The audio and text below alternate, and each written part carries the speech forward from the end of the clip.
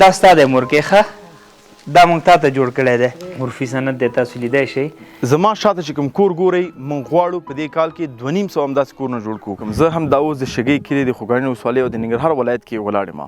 3 میاشتې مخکې ما ته په واتساپ باندې زما یو ملګري د دې مسجد عکسونه راولېږل او نن تکمیل شوی دی. الحمدلله دا ته مو د دوستانو په مرسته باندې ماشاءالله دا دکان ورته جوړ کړ. مورکۍ دا د دام تاسو شو دا ستاسو مال دی او ستاسو امانت شو. الله ته خیر و برکت کړي. الله خوشحاله راغله. د میپر مسجد الحمدلله مسجد تقریبا تکمیل شوی دی.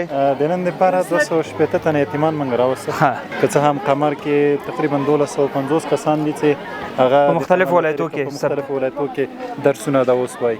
بابا دا 1,40,000 افغانۍ ټول ستا شو.